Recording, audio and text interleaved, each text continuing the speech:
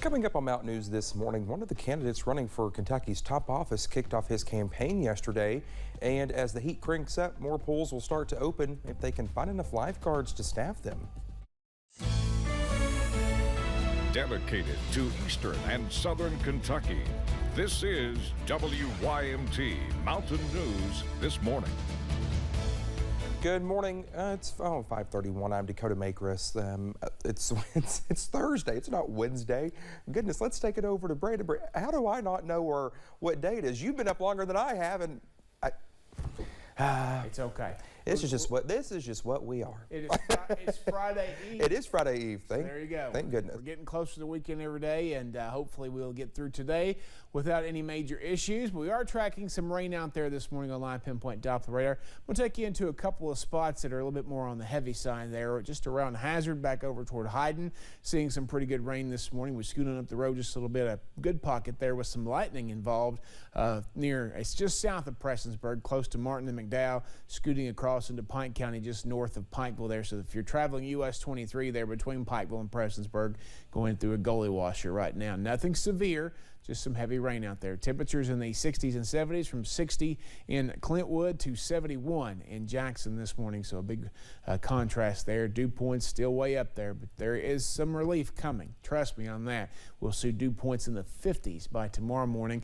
And again, it's going to be a comfortable day after today, but the rain chances will continue to move through here off and on throughout the day. Some of those could be on the stronger side. Sunrise at 6:13, sunset tonight at 8:50. Dakota? All right, Brendan, thank you. Well, next year's governor's race is setting up to be a highly competitive field, especially in the Republican Party. Already, 8 candidates have filed, including Agriculture Commissioner Ryan Quarles, who held his first official campaign event Wednesday in his hometown of Georgetown. WYMT's Phil Pendleton has more on what took place, along with a look at the other candidates running against him in next year's primary.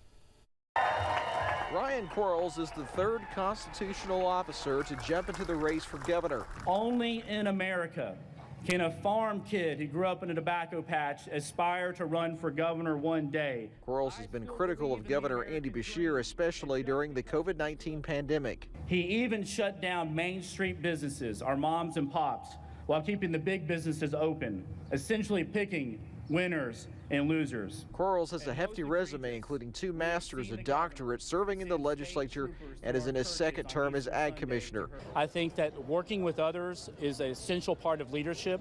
There are 11 candidates that have filed to run for Kentucky governor in 2023, 8 of those in the Republican primary alone, and they include at least 2 others that are constitutional officers. There are expected to be other high-profile names to file as well. 6 months still to go before the filing deadline. Savannah Maddox, a representative that's been very notable for her quite conservative approach to legislating. Kentucky Democratic Party defends Beshear, saying after the Quarles announcement that he's created 33,000 jobs and has been a leader in economic development. Andy Beshear, much to the chagrin of Republicans, remains a pretty popular governor in Kentucky, at least based on the polling that we have. Political pundits predict the Republican primary could include 10 to 12 candidates with a shot at the nomination.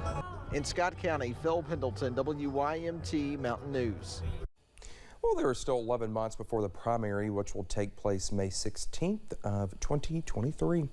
Meanwhile, Senate Minority Leader Mitch McConnell said that he is hopeful national lawmakers can come together on a bipartisan agreement to deal with school shootings in the U.S. McConnell was in London Wednesday when he said mental illness and school safety are the 2 components of the problem. And it seems to me there are 2 broad categories that underscore the problem: mental illness and school safety.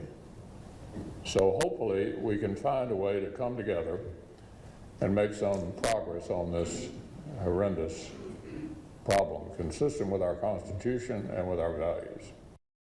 Well, as Congress attempts to come to an agreement, President Joe Biden says it's time for them to act, but is also looking at what actions he can take on his own to address gun violence.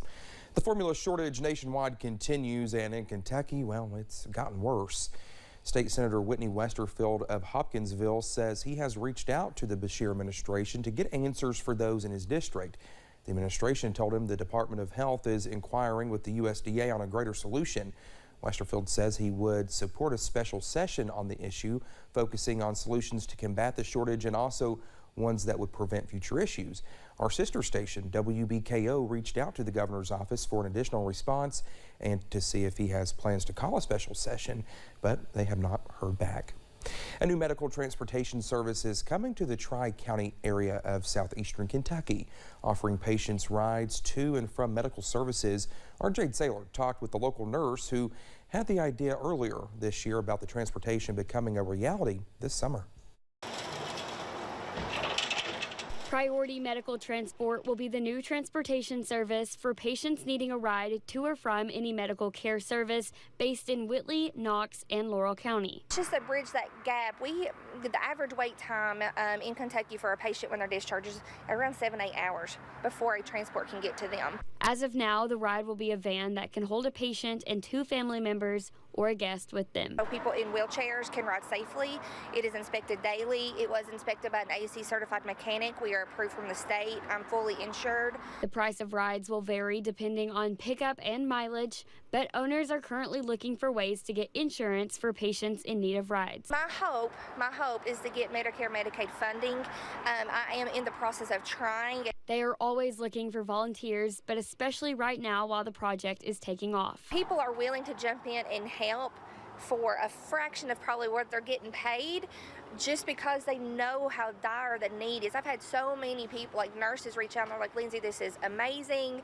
I want to be a part of what you have to offer. And the organization will be accepting any donations to help fund rides and insurance needs. So to start this during this time and gas being so high, any donation, it would strictly go to help these patients. And, you know, if that's something anybody wanted to do, I would be very grateful. Priority Medical Transport is based in the Tri-Counties, but owners say they will drive patients to Lexington or bigger hospitals as well.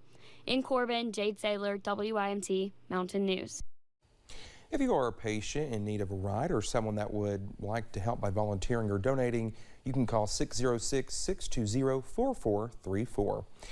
Well, a shortage of lifeguards is hitting Kentucky pools and lakes, meaning a staple of summer in some eastern Kentucky communities is at risk of being shut down.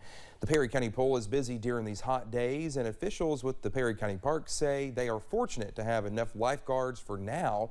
Well, they tell us that this summer is one of the older staff they have ever had, and they certainly welcome the experience, but worry what will happen if more people do not become certified lifeguards.